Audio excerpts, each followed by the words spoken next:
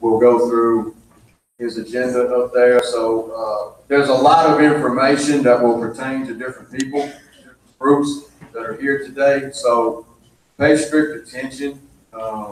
We're trying to hit on the things that will give y'all the most knowledge of what's going on. There's a lot of things that are changing in terms of school law, things of that nature. So please try to limit the cell phone use.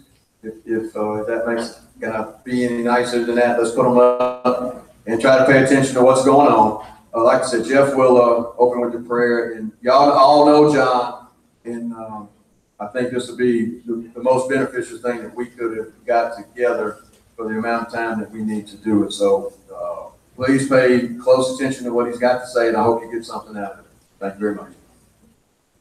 All righty, let's all pray. Bow your head, please. Lord, thank you for the day you've given us. We just pray, Lord, that you would help us to gather some here today from what John's going to bring us, Lord. Pray that you just continue to bless our system. Lord, it's been a good year so far, and we just pray to continue to be so. Pray that you would just be with each one of us. Bless our lives. Forgive us where we sin. In Jesus Christ's name we pray.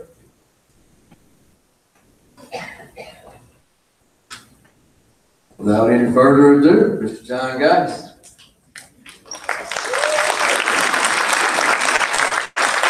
I don't know how to take that. Y'all didn't clap when I got up here, but y'all. I'm not foolish enough. I know why you're here. So, look up. Thank you for having me up. Never appreciate whiteness until you go to a concert at the AT&T Center with your daughter, like I did this weekend. My daughter, I guess, 3 of her best friends. We went to see Ed Sheeran. They didn't tell me Think about, see, this can be better, about beach control or beach patrol or whatever that. All right, let's see if that works. Can y'all hear me better? I didn't know anything about a band called Beach Patrol that was going to be there. I now feel more and more like my parents. I know the difference between music and noise. And there was a couple in front of us in their 70s, and my wife said, "How do you think they're handling this noise level?" I said, "Well, they may be like my father. They may have left their hearing aid at home." So, but anyway, thank you for having me. And I know that we're slated to be here 4 hours. I'm not going to get up here for 4 hours and read anything. I've got some topics that I know are not unique to Caldwell or Catahoula or LaSalle, but they're statewide, and I want to talk to them. I also see many of you with pencils and pads out there. You can write down questions. You don't have to put your name on. We're going to take some breaks during the next several hours. If you'll just lay your question up here, unsigned, folded, kind of like you hear in church, all eyes closed, head back. We'll try to answer the questions. There's a substantial likelihood I won't know the answer to some of those questions, and I won't bully you.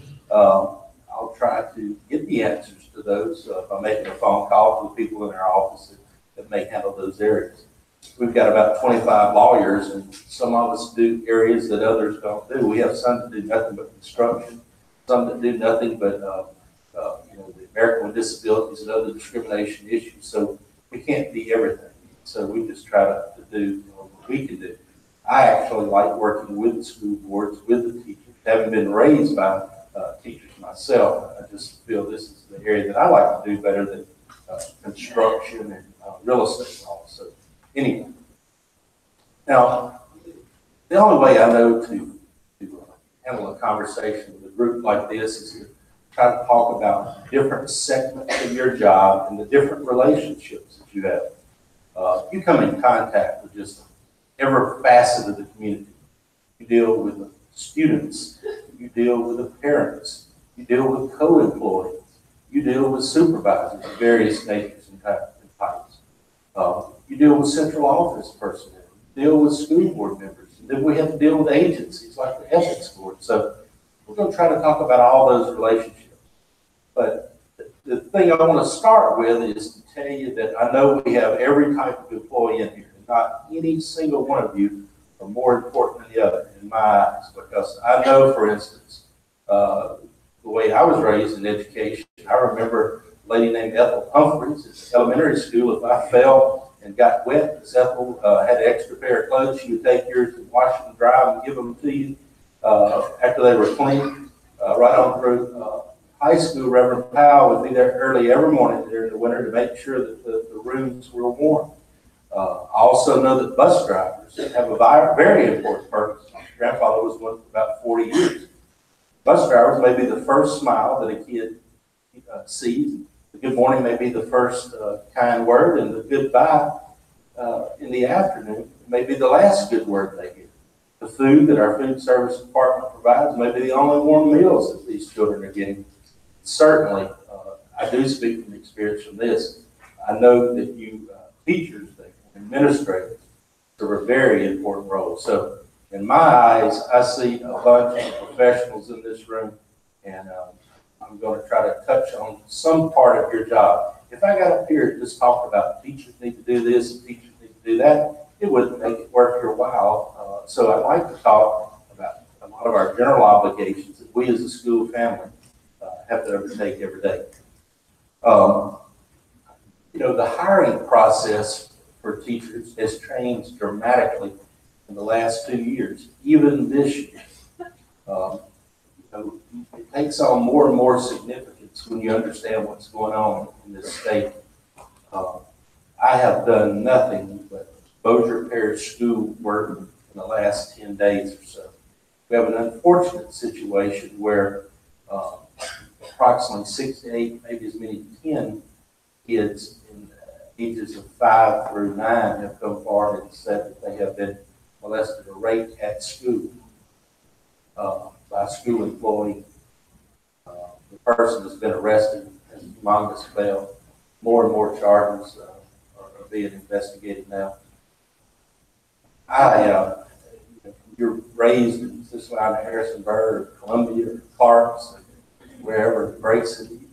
We just don't think that stuff like this can happen amongst us. And it's just amazing that apparently this has been going on for years until one little 5-year-old boy complained that his male teacher had touched him in front. So, you know, how does this work into our conversation? The way it works is we're obviously going to talk about teacher-student, school employee-student relationships here later on today. But we all have to be vigilant. There's something that doesn't seem right. You can talk in confidence to someone about that.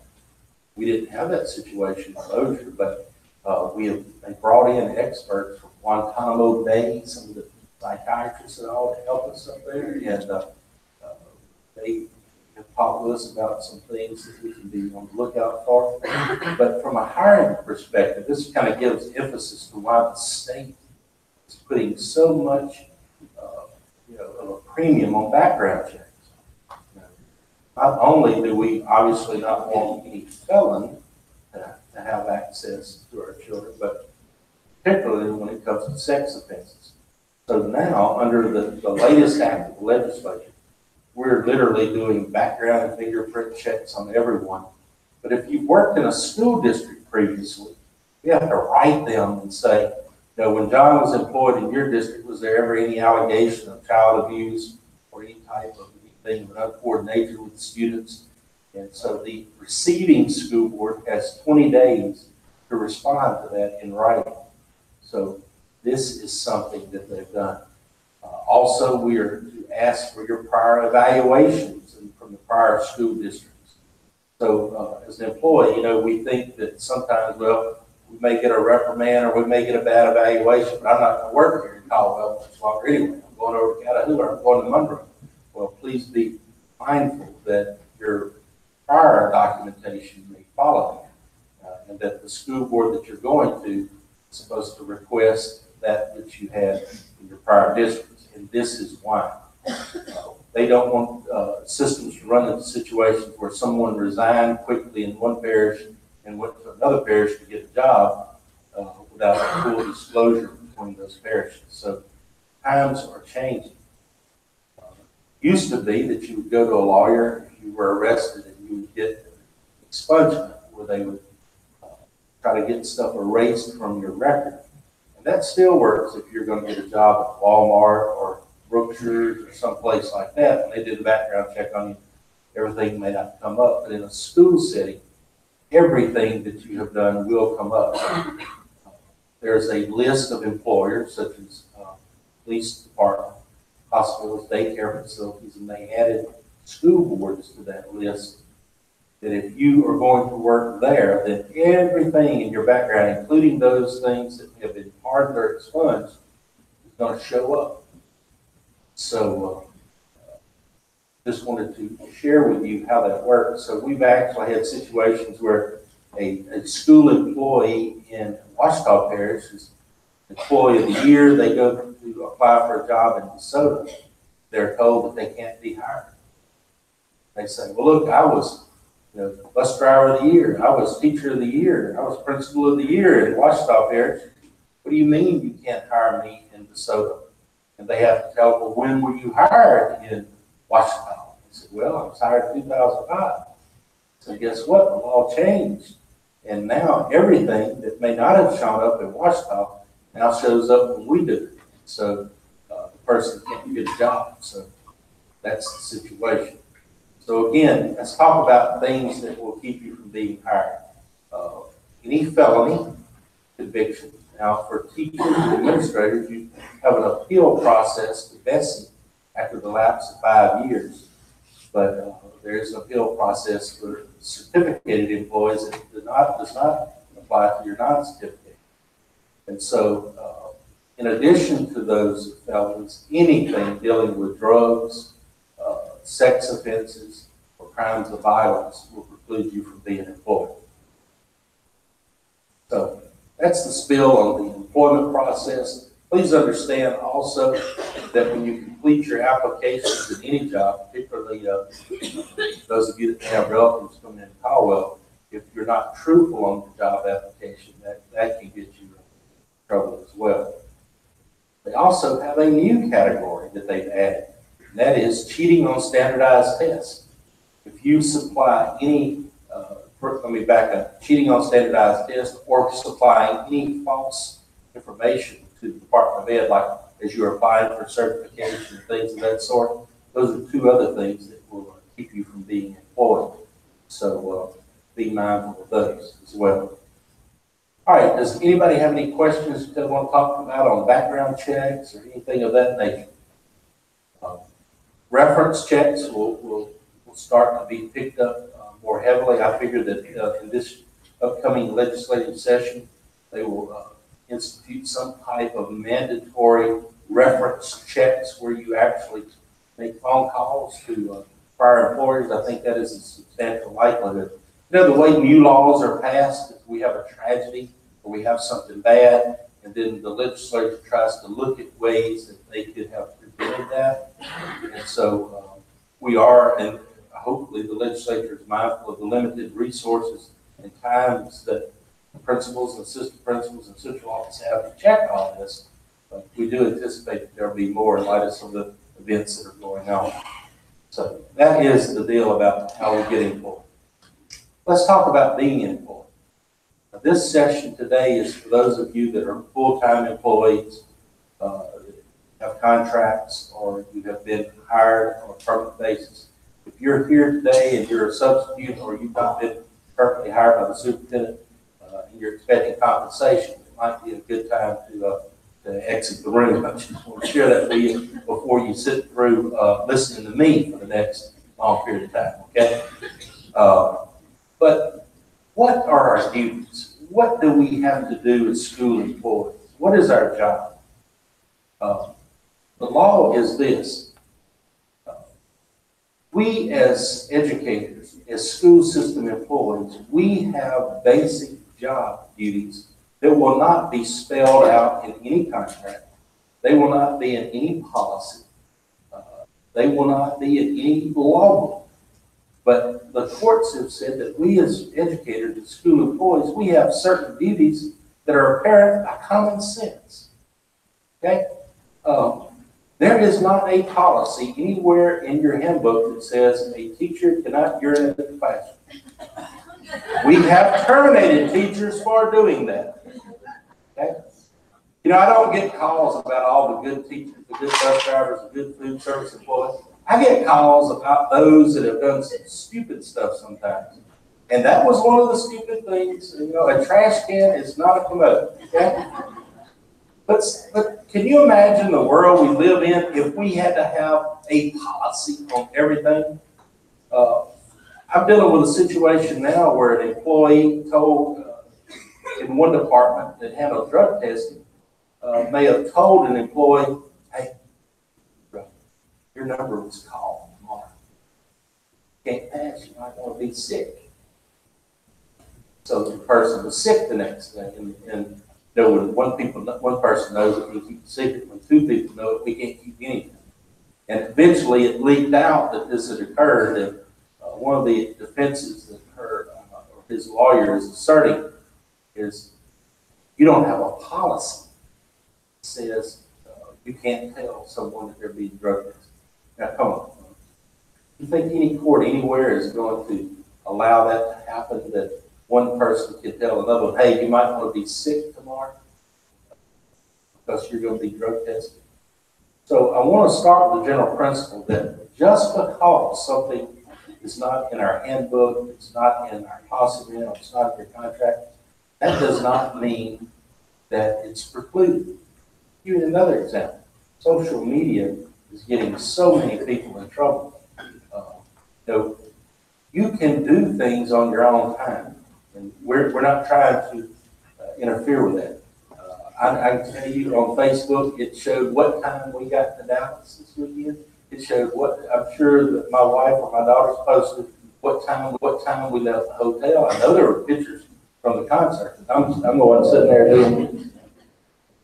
But as long as you're doing stuff like that, you're going to be fine. But when you start posting on social media statements about your students, like these special ed students can't learn a thing, blah, blah, blah, or I can't believe they stuck me in this class with these dummies, or I can't believe this, and you're talking about your own students, then you have crossed a line that the First Amendment does not protect, because you have subjected yourself to losing effectiveness in the classroom, and also you have subjected yourself to the allegation that you're not fair and impartial. If you're talking about kids with exceptionalities, you're talking about kids from low socioeconomic backgrounds, if you're talking about children because of their race or national origin or things like that, I submit to you that you will quickly lose your effectiveness. Parents will come forward and ask for kids to be removed from your classroom, or that you not be their driver, or that you be removed from your position. And all of this can lead to legitimate grounds for job action. And it's solely because of something you did off campus and outside of work hours. One of the leading cases on that was a bus driver who in DeSoto over the summer was arrested for some crimes. And he tried to say, hey, this didn't happen at school. This was over the summer on my own time.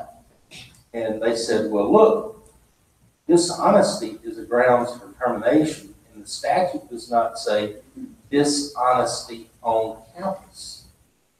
Okay. So just want you to be mindful that when we're talking about our duties, if you look up here, duties of the job.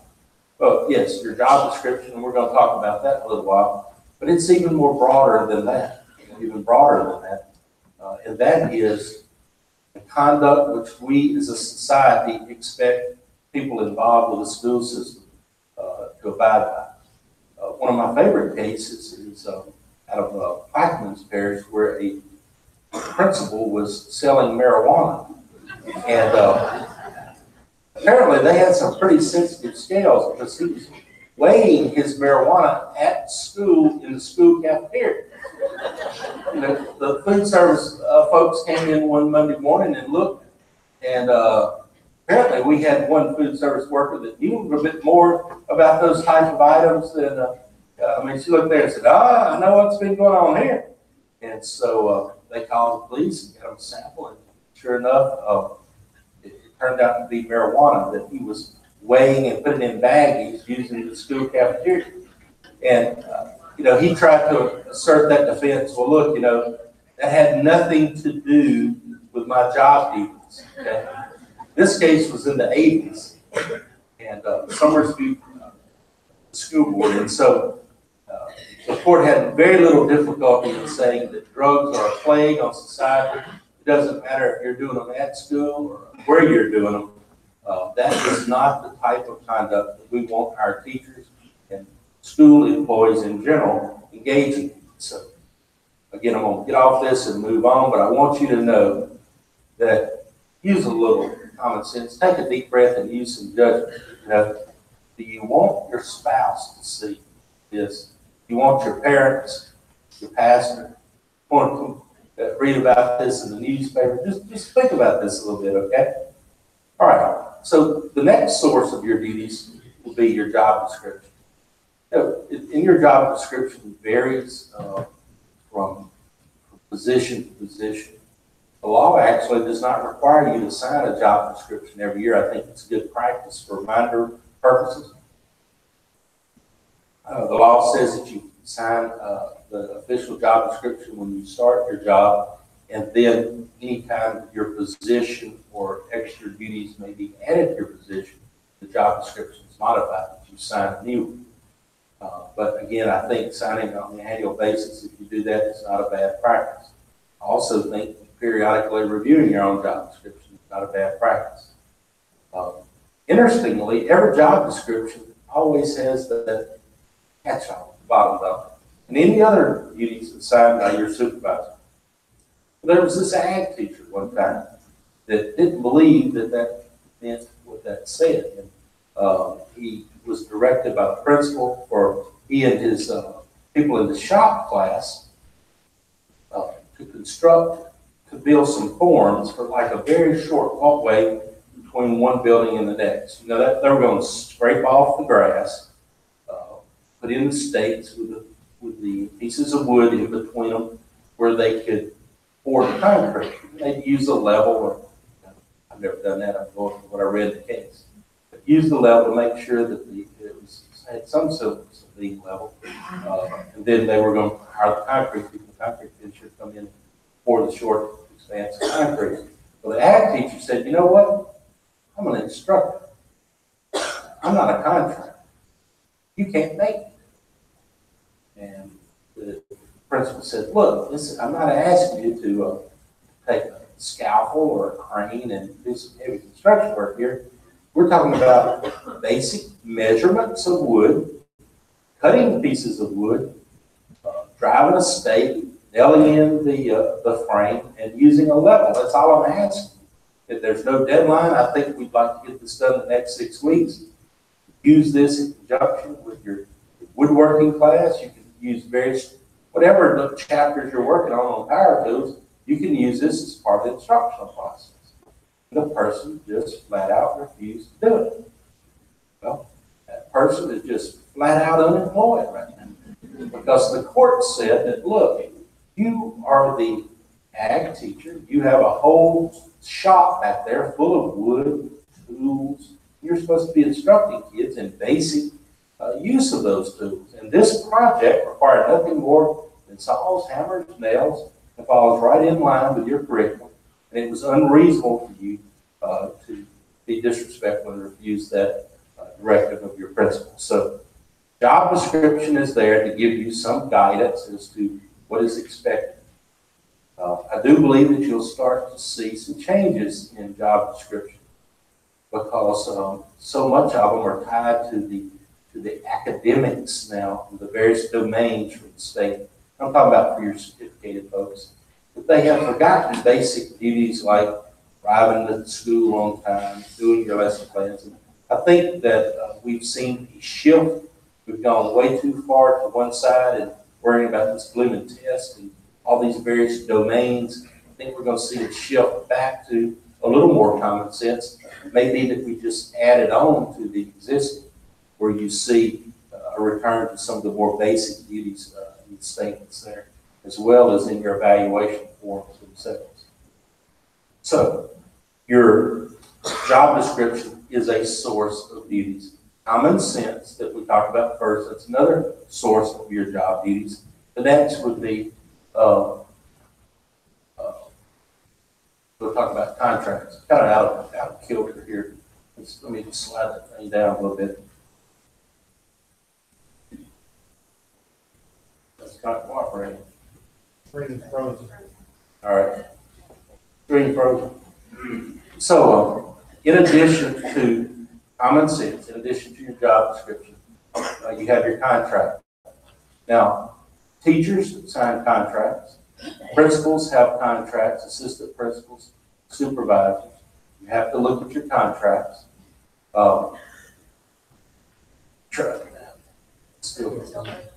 So, another source is your school policy. We have what's called CAPS. Gunner is CAPS available on our website. It's saying that CAPS is available on our website. CAPS is broken down into A through like I. Section A and B dealing with the school board, C dealing with finances. You get on up to G, which is personnel, and basically every component of your job is set forth in G. There's a couple of ones that are particularly I would like to call to your attention. One of them is GBRA on employee conduct. It goes over a lot of the stuff that we've talked about the common sense rules and all. It'll tell you in there about not having relationships with students. It will tell you in there about not bringing guns to school. It'll also suggest that you watch your language too. More and more students are reporting their teaching.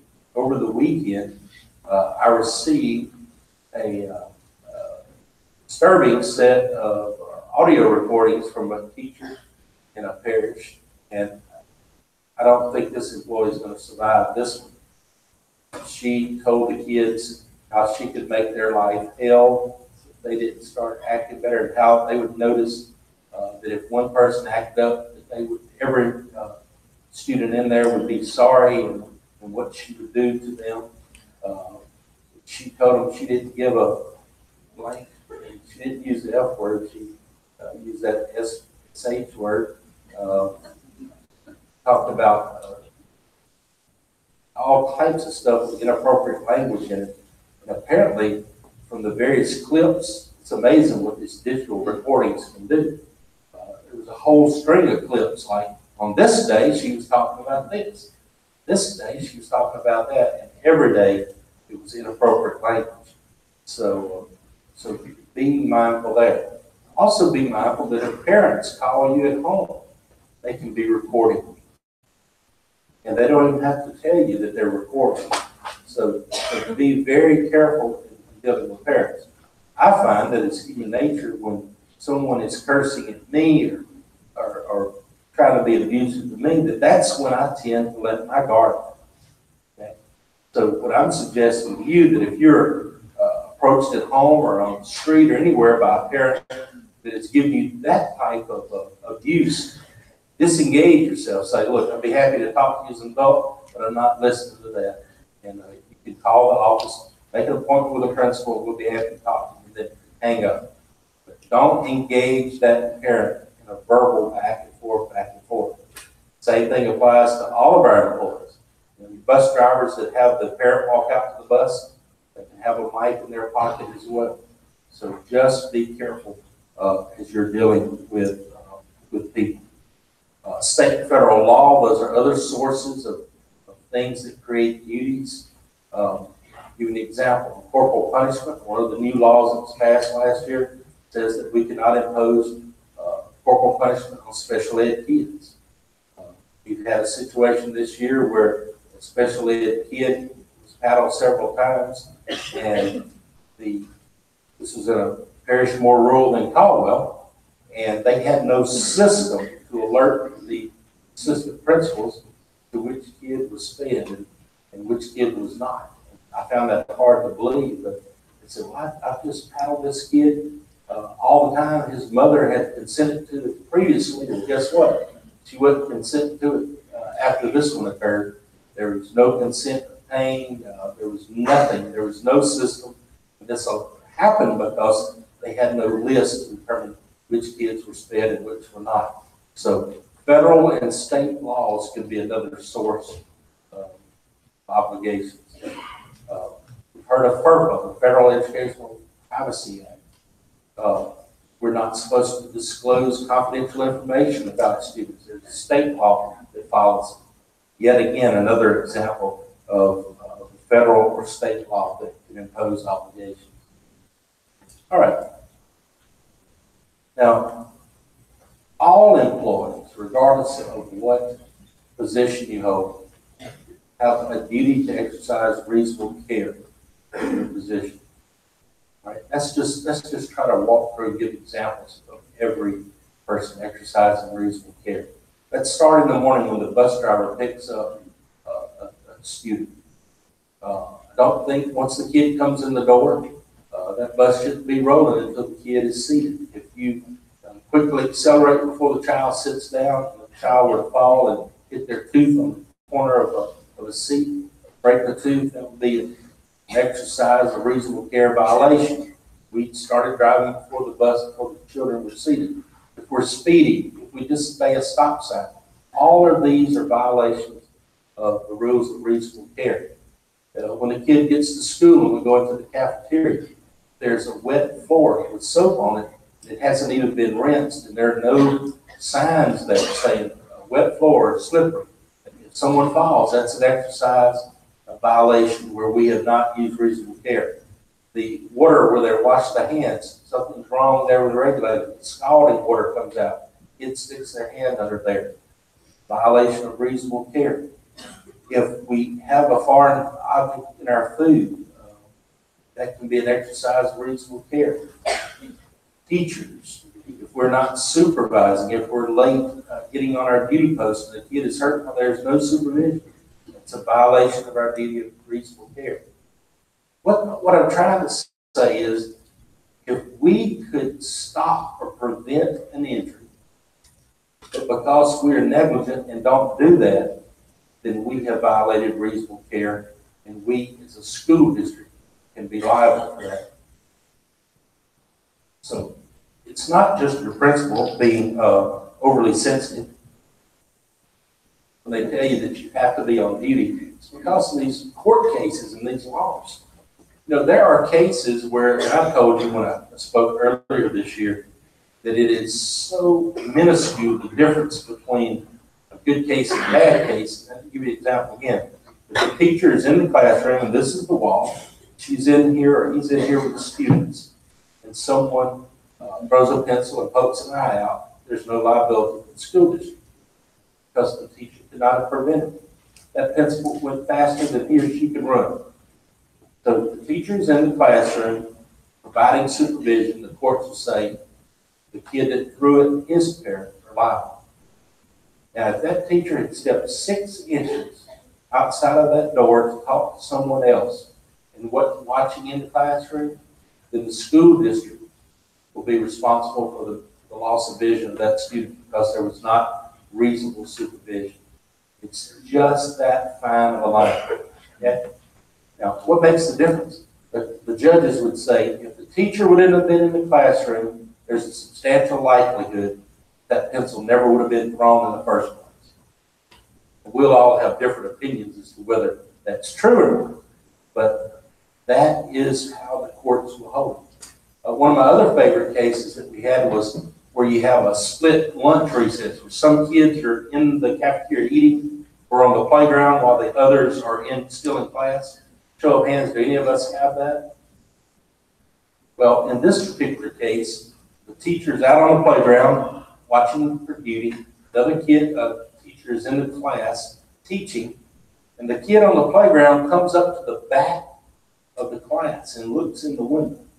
I think the teacher says, "Move," or something like that. The kid just punches through the glass window, tries to hit another kid sitting on the back row. Now, how could we have stopped that? I mean, we remember we have to exercise reasonable care.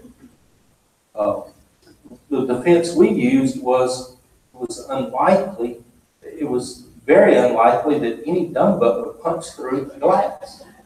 I mean, was it foreseeable? That's what the legal word I was looking for. Was it foreseeable that someone could be injured this way? And the answer the court said was no. Normal people know that if you punch through a glass window, you might get a bobo. And so we had the teacher out there on the playground.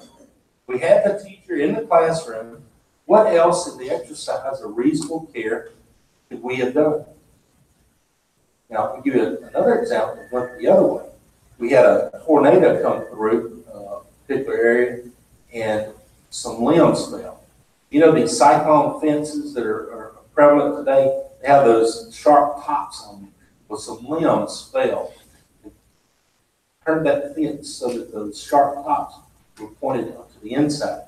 So when the school had their custodians go around, they cut limbs off and took them away and piled them up. But they didn't pull those fences back up. Left those fences with the points pointed in. And a few days later, when they were having recess, a kid ran by that fence and it just sliced, The court said that, did the school board know about it? And the answer to that was yes, because the custodial staff had been asked to pull all of those limbs off the fences. So the knowledge that the custodians had of the defect was imputed, is the word the court made. It was stuck on the school board, and they said the knowledge of the custodial staff could be held against the school board, who the central office maintenance didn't even know about it. The court also said that the principal should have walked the perimeter, or at least talked with the custodians to make sure that the coast was clear, that all was good before they released the kids out. The court also held that having recess was not mandatory, that they could have simply delayed recess by an hour or a reason or another day or something to have given them an opportunity to check it out. So this demonstrates another concept. The school board is not a living, breathing entity. It's just a fiction, is what the law calls it. There is no school board. You in this room are the school district. So if any of you have knowledge that we have a defect in our floors, a defect on our playground, a defect on playground equipment, then you need to let someone know so that we can fix it, because if something happens, then we get stuck, as is illustrated by the case with cyclone fence. So again, let me summarize. We've talked about the importance of our background check and our goal of protecting kids from folks that may wish to do them harm. We've talked about why we are here, the source of our duties being common sense, our use of proper judgment, our job descriptions, our policies that are found on counts, particularly GVRA. We've talked about the directives from your supervisors and state and federal law. These are the things that generally obligate you to be here to do the job that you're hired to do. Any questions? All right, see some blanks. Okay. All right. The next thing that you see up here is qualified immunity from lawsuit. Now, we know that in our district we've got some lawsuits going on right now. I'm not going to shy away from a brief discussion of anything. If you are sued for something that's clearly in the course and scope of your employment, then you're entitled to what we call qualified immunity. If you are driving down the road as a bus driver and a kid falls to sleep and falls out of their seat into the aisle and injures themselves, and they sue you, then you're going to be entitled to some type of qualified immunity, and the school board will come in and defend you, or their insurance company will, because you're clearly in the course and scope of your employment. You're driving down the road. Now, after you drop off your last kid that day, it's after school hours. You run over someone's prized Raymer bull, or run over someone in the road or anything, then you're not clearly in the course and scope of your employment because it's after school. School's no longer in session. So these immunities may not apply. It depends on a case-by-case situation, where you were going, what was your mission, and things of that sort. But generally speaking, if you are at school, school is in session, you're on a school trip, and you do something which leads to a suit, or if something just happens, you know that old saying, stuff happens, okay? If something happens while you're employed, then as a general rule, you are entitled to a lawyer, to identification and defense by the school district or its insurance company. That is an enticement that the legislature gives because it knows that you have an important job to do. You don't, generally in the school system, get paid a lot of money, and so you shouldn't have to worry about lawsuits. That's one of the good things about working in the school district. There's also another statute that says that if you are sued for an act that occurs at a school that you didn't intend to happen, you just intentionally didn't violate a kid's rights or intentionally hurt a child, that the only defendant should be the school board. So for instance, let's say you're teaching your class, or you're in the cafeteria, you're the food service director, or you're the bus driver, and a fight breaks out. And someone is injured. You were there providing supervision. The only defendant in that lawsuit may be the parents of the two children that were fighting and the school board as a whole, like Caldwell Parish School Board. That's the way it should be. You shouldn't be sued personally. What did you do? The fight just happened to be in close proximity to you. You were in there either cooking the meal, supervising the kids, driving the bus, instructing the class. You were just there, quote, pardon the pun, along for the ride when the fight broke out. Kind of like some of the school board meetings I've been to. Went to a hockey meeting and a school board meeting broke out. A hockey game and a school board meeting broke out. I've actually seen fights inside of school boards. So saw nose get broken. A board member's nose get broken at a school board meeting. But so just because someone is injured on your bus, in your cafeteria, in your classroom, doesn't mean that you can be sued personally because you have these qualified immunity statutes. It doesn't mean that you personally have to pay something. Now, if you intentionally hurt a child, or you intentionally embarrass a child, you could lose that immunity and be sued personally. So follow board policy, especially on corporal punishment, search and seizure, all of these type areas, follow that board policy. You've heard me say it before. Just because you worked in one school district and you knew what was going on in that school district doesn't mean you know what's going on in Caldwell Parish. Because these policies and procedures altered or vary from parish to parish. So make sure that you follow those in detail. We're going to talk about breaking up fights here in a second. Don't let me forget that train of thought. But on this immunity and intentionally embarrassing children, let me give some examples of that. We have a case where a teacher had warned a kid several times about staying at his desk. He would get up and pick on kids and talk here in class, but she duct taped the kid to the desk. She put duct tape over his mouth. The kid had an asthma attack and down there died. The teacher did not have immunity for that. She could be sued in addition to the school board for that because that was an intentional act. It violated all the school's policies and procedures on corporal punishment and restraint of kids. So that was a violation. We had a teacher that kicked a kid in the butt in class. Another violation of board policy. We had a teacher that had his ear plucked by a boy, and the boy took off down the hall. This teacher was standing outside the classroom during class change in between bells. This kid came up, plucked that teacher on here and took off. Well, one good thing the teacher did was he didn't leave his class. Okay? He waited and got everybody situated, had somebody else to cover his class.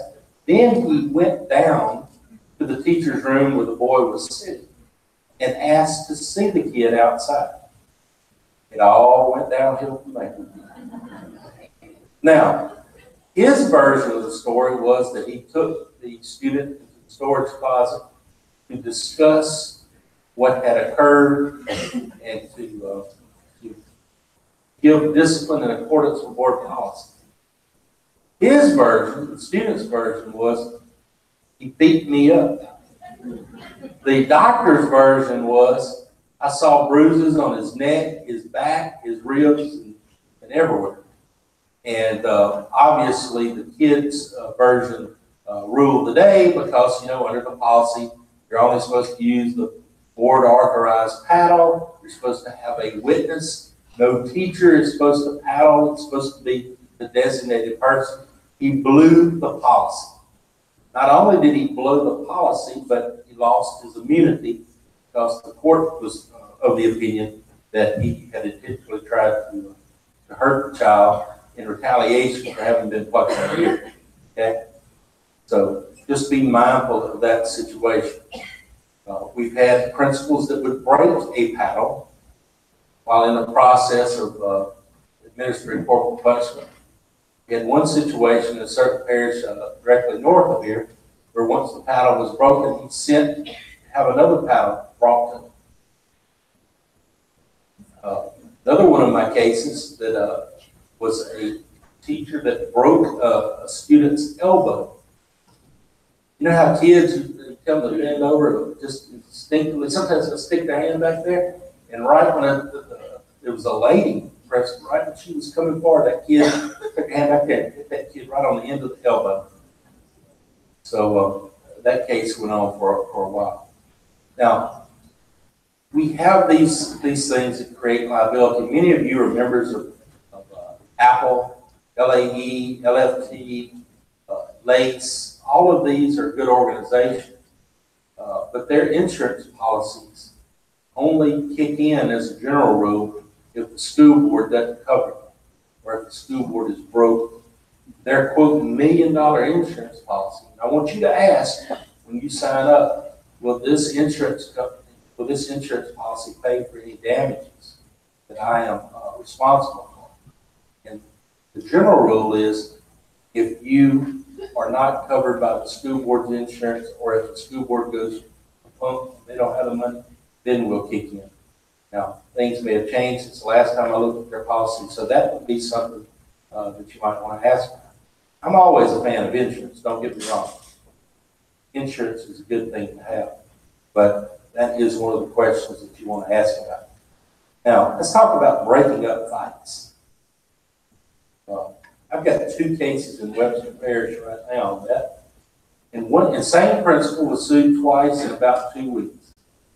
In one fight, they alleged that he was overly aggressive, that he jumped in and that a child had a broken arm as a result of him breaking up the fight. The next lawsuit says that he did not break up the fight timely and that the kids were injured as a result of the principal not breaking up the fight. So you're damned if you do, you're damned if you don't. But I want us to think back to our other conversation about reasonable care and what a reasonable person would do under circumstances. Okay? So you've got these 2 kindergarten kids fighting. I don't think it'd be reasonable to say, Connor, I didn't want to jump in there. You know, I was afraid I'd get hurt. Like me and you saying that, look, you know, I didn't get in there, Your Honor. Those kids are scrappy. So I don't think that's going to be the use of reasonable care. If you got 2 big old boys like me, and they're getting at it, I think that you use common sense. You call, ask for assistance. You verbally direct them to stop the fight. Okay? You send a student to get assistance. If you have a phone or a panic button in your classroom, you certainly hit that panic button. But your response is not something I can say. I can't give you a rule. If you see a fight, do this, because there is not a be-all, do-all rule. You have to look at the age of the kids, the size of the kids, the nature of their confrontation. Now, if you can restrain a kid to end the fighting, that is certainly acceptable. But one thing you can't do is become the aggressor. Because the one thing I can't defend is where the teacher goes in there, the teacher gets mad, and the teacher throws a punch. Have that a lot of teachers throwing punches. Chances are there may be a video camera either on the wall or another kid having their cell phone out. Okay? The times where we don't have a video are much, much more few and far between than when we do have a video these days. So I want you to be careful and mindful of that as well. John, what specific issues are you concerned about with on violence? In general? Yeah, well, the issue of whether you need to jump in there or not, as John says, is based upon the age of the kids, the circumstances that are involved, the grade of the kids, and what the nature of their confrontation is. If they're still at the word phase, getting in between them and telling them to calm down, that's going to be fine. If they're at the fist throwing and hair pulling stage, then that's when you have to assess the situation. But the one thing you don't do is sit there and say, I didn't like either one of them. Just going to let them fight it out. Don't take two kids aside and say, hey, it's obvious y'all don't get along. No, just want to go in there and fight it out. I've had teachers do that. One of the scariest videos I've ever seen was in a parish in northeast Louisiana. Two girls got in a fight. The teacher sent one to the office, and she made it 3/4 of the way, and then she just stopped. You see, like the light bulb went off in her head. Then she turned back around, went into her book bag, and pulled out a knife about that long.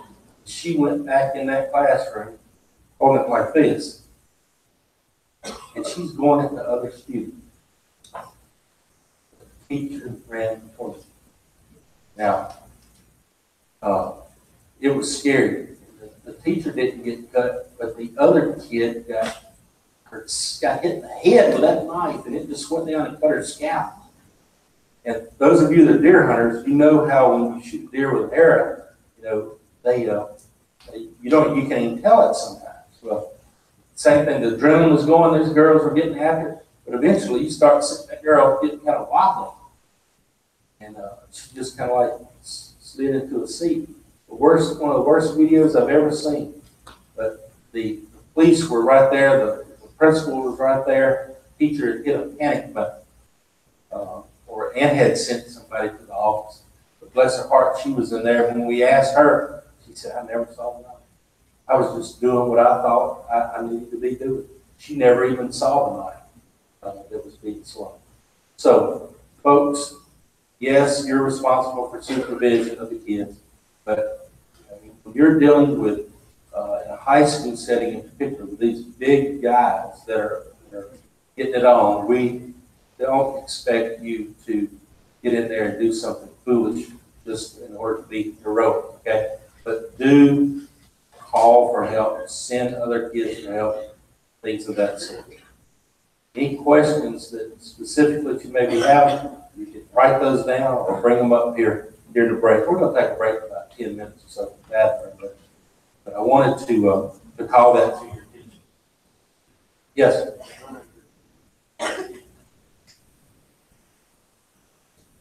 Okay. John wanted me to remind you, and I'll do this throughout the day. At the conclusion of today's information, you have to sign out too. Make sure you're here for the whole time. Let's talk about a few minutes here. I've got some notes already that have been presented to me. Playgrounds. Do you realize that just being on the playground does not mean you're supervising? Any type of supervision of kids means that you're actively involved in the process. So if you got two guys sitting out on the playground, which stand you going to this weekend? I don't know, I'll put out some corn over here. You know, it just depends on the wind, which way the wind's blowing. I got to check that Saturday morning. Or what are you cooking for supper tonight? I don't know. I burnt last night. You know, if I joke at my house, I want to hide something from my wife and put it in the oven. So I've learned the hard way not to talk about her albino gummy bears. That's politically incorrect. We call that rice in my house. So anyway, she taught me about that. She said, you know what? We're just going to see. Doesn't look like you missed any meals. We're going to see how well you do at cooking for a while. So she didn't cook for about 3 weeks. But then last Christmas, we had a bunch of people around. I put my youngest daughter up and said, Mom, why do we have a kitchen? So that didn't go too well. Couldn't make it without my wife. She's the attorney too. We went through the devil together at law school, so I know without her, I would never stay married because I'm rarely at home. I'm always on the road, and so she understands what's involved. So I shouldn't be too hard on her. But supervision does not mean that you're just there. Supervision means that you're actually involved. You know, there's a case where a PE coach was in the gym, and the court said that even though he was out on the gym floor with the kids, he wasn't engaged in supervision. Because what he had done is they had divided up teams. They were playing basketball, shirts and skins, and he was on one of the teams, playing with them as a player. And the court said that if you are a participant in the activity, then you can't supervise.